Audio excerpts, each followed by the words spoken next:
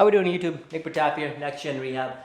This was a question I got from one of the listeners to the channel on blood pressure and why it fluctuates so much throughout the day. And it was a really good question, so I wanted to make a video about it. So as we know, blood pressure is a serious indicator for heart disease and overall general health. When we start younger, blood pressure tends to be normalized, and once we get older, blood pressure does, on average, tend to go up for a lot of people. And that just comes with the aging process. Your arteries and arterioles do become stiffer, and with a stiffer, more rigid artery requires your heart to pump a little bit more forcefully to move blood throughout your body. So that's going to lead to an increase in blood pressure. Now, there are many ways to counteract that.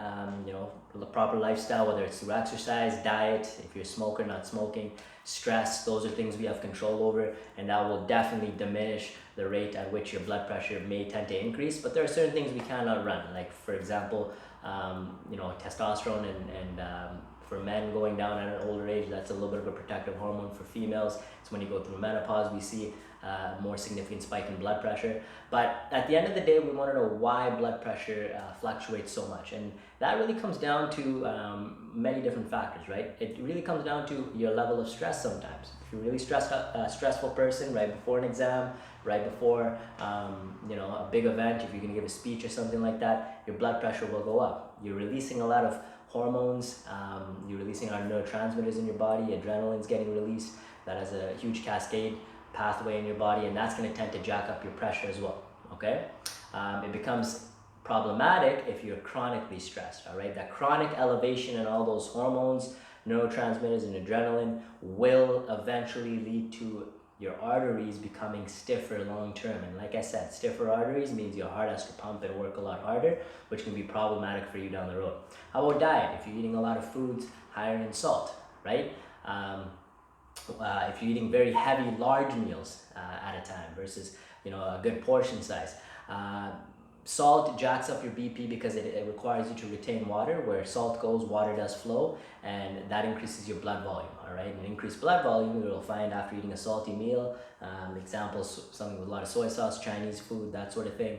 After having sushi with soy sauce, you're gonna wanna drink a lot of water because you get thirsty, right? And with that increase in volume comes an increase in blood pressure, okay? Heavy meals, everything gets sent down to your digestive tract, and so what that causes you to do again, for your heart to pump more blood into the digestive tract, that's to pump a lot more forcefully, and that's going to lead to your blood pressure going up, all right? How about, before and after exercise? So some people I know in the clinic, when patients come in, their blood pressures tend to be really high. I always tell them, usually it's because you're rushing to get there, or you might have white coat syndrome because I'm taking it, or your medications might not have kicked in yet fully. They go through exercise, and then after exercise, blood pressure is like pristine. It's normal. Like, oh Nick, what the heck? Why is there such a discrepancy? Well, you got to remember, right? It goes back to our ancestral days when danger was there, right? If a bear is chasing me, I can't be in a lower state, right? I need to get the heck out of there, or else I'm gonna get eaten. So everything heightens: heart rate, blood pressure, my eyes dilate, my breathing increases. I become in a more heightened natural state to get away from the danger. And once the danger is gone, right, my body needs to come back down to what's known as homeostasis, relaxed state. So my parasympathetic nervous system kicks in to bring everything back down. So my blood pressure decreases, my heart rate goes down, my breathing rate goes down, my pupils return to its normal size, and that's just so I don't stay in this constantly heightened jack state. That's what happens with exercise. If you think about it, exercise will increase your blood pressure. Again, it's a stimulus. You're requiring a lot of demand from the body, but once that demand is taken away, you have that influx of the parasympathetic nervous system coming in and relaxing you back down, okay? So if we're looking at lifestyle changes though for blood pressure, we want to be working on a lot of different values. I'll actually make another video about that, but hopefully that answers some of the questions on why blood pressure fluctuates so much, and we'll see you in the next video.